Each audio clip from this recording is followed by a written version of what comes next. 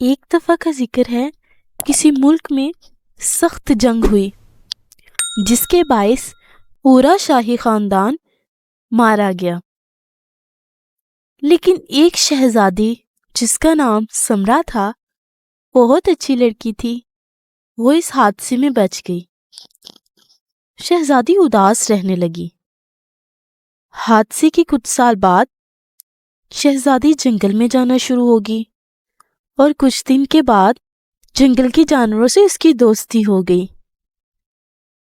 سمرا جب بھی جنگل جاتی تو اس کا دل بہل جاتا۔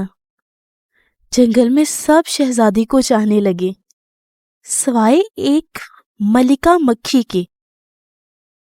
بات یہ تھی کہ ملکہ سمرا کے آنے سے پہلے اس جنگل میں راج کرتی تھی اور اس کی حکمرانی چلتی تھی، لیکن سمرا کے آ جانے کے بعد سب اس کی طرف متوجہ ہو گئے اور سب شہزادی کی بات ماننے لگے۔ ایک دن مکھی جنگل سے اڑ رہی تھی کہ اس کے اوپر ایک پانی کی بوند گری۔ جب اس نے اوپر دیکھا تو اسے ایک کالا گولا نظر آیا۔ مکھی اس گولے کے پیچھے بھاگی، پھر وہ ایک خوفناک غار میں جا کر رکا اور آہستہ آہستہ اس نے ایک چڑیل کی شکل اختیار کر لی۔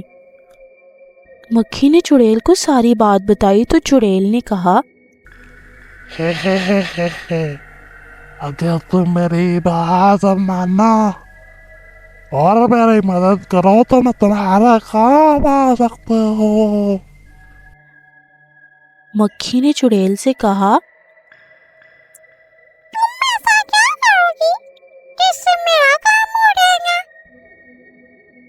چڑیل نے مکھی کے کان میں کچھ ایسا کہا، پھر مکھی اور چڑیل زور زور سے ہنسنے لگے۔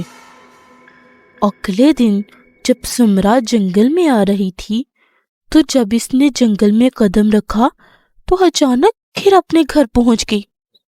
سمرا بہت حیران، اس نے کئی بار کوشش کی لیکن ہر بار ایسا ہی ہوتا۔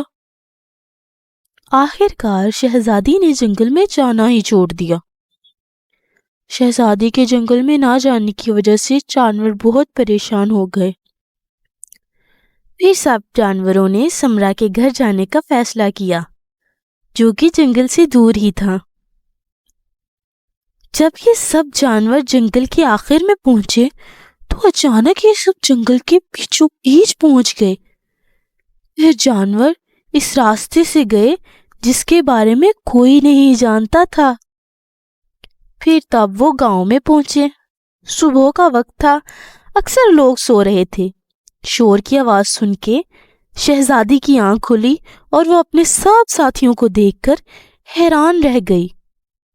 جانوروں نے سمرا شہزادی سے پوچھا، آپ اتنے دن جنگل کیوں نہیں آئی؟ سمرا شہزادی نے انہیں ساری بات بتائی۔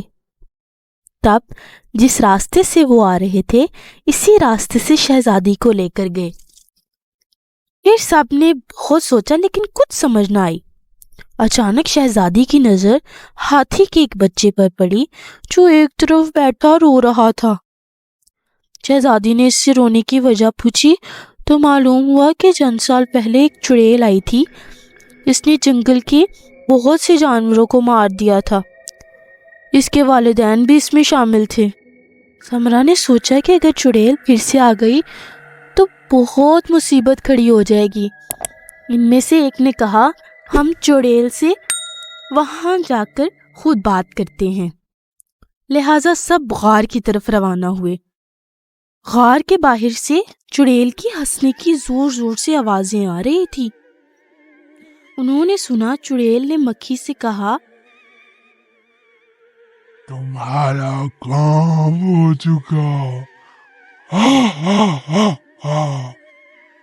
اب تمہیں میری مدد کرنا ہوگی۔ مکھی نے چڑیل سے پوچھا، مجھے کیا کرنا ہوگا؟ چڑیل نے کہا، جنگل کی راجگیری تم کو مجھے دینا پڑے گی۔ مکھی نے کہا، کیسے؟ پھر سے چڑیل نے مکھی کے کان میں کچھ کہا اور ہنسنے لگی۔ اگلے دن چڑیل مکھی کو لے کر غار سے باہر نکلی اور مکھی کو جادوئی پنجرے میں بند کر دیا۔ جانوروں نے دیکھا تو چڑیل سے کہا، چھوڑو اسے۔ چڑیل نے ہنستے ہوئے کہا، اس کو چھوڑوں گی لیکن تمہیں پہلے جنگل اعلانی بنانا پڑے گا۔ جانور نے خوف سے کہا، ٹھیک ہے۔ مگر چڑیل کے جانے کے بعد وہ پھر سے چڑیل کے غار میں گئے اور وہاں پر سنا کہ چڑیل مکھی سے بات کر رہی تھی۔ واپسی پر سب پریشان تھے کہ کیا کیا جائے۔ شہزادی نے سب کو اپنا پلان بتایا۔ چڑیل کے غار میں جا کر زور سے بولی، چڑیل باہر آؤ۔ جب چڑیل باہر آ گئی تو سمرا نے چڑیل سے کہا کہ مکھی کا راج تو جنگل پر رہا نہیں، اب تو جنگل میں میرا راج ہے۔ اگر تم میرے ساتھ مل جاؤ تو ہمیشہ جنگل پر راج کر سکو گی۔ چڑیل نے کہا، اچھا ایسی بات ہے تو ٹھیک ہے۔ چڑیل نے لالچ کیا اور مکھی کی جگہ سمرا کو رکھ لیا۔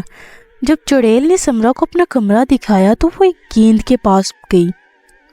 جب وہ اس کو چھونے لگی تو چڑیل نے اس کا ہاتھ پکڑ لیا اور کہا، اس میں میری جان ہے، اسی میں ہے، اس طرح انجانے میں اس کو ہاتھ نہ لگاؤ۔ شہزادی کو چڑیل کو مارنے کی ترکیب اسی طرح معلوم ہوگی۔ چڑیل نے گہرے گڑھے میں گیند کو چھپا دیا۔ شہزادی نے سوچا اس بال کو کیسے حاصل کیا جائے۔ وہ خاموشی سے جانوروں سے وہ چیزیں منگوا کر چھپانے لگی جن سے زمین کی کھدائی ہو سکتی تھی۔ جب چڑیل آئی اور اس نے دیکھا کہ شہزادی سو رہی ہے تو وہ مطمئن ہو کر سونے چلے گی۔ تب شہزادی نے خاموشی سے بال کو زمین سے نکالا اور اسے کاٹنے لگی۔ جب آدھی بال کٹ گئی تب سمرا کو چڑیل کی چیخوں کی آوازیں سنائی دینے لگی جو قریب میں سے آ رہی تھی۔ جب گیند پوری طرح کٹ گئی تو چڑیل جل کر راکھ ہو گئی۔ زور سے دھماکہ ہوا اور غار بھی غائب ہو گیا۔ مکھی نے سب سے معافی مانگی اور سب ہنسی خوشی اسی جنگل میں رہنے لگے۔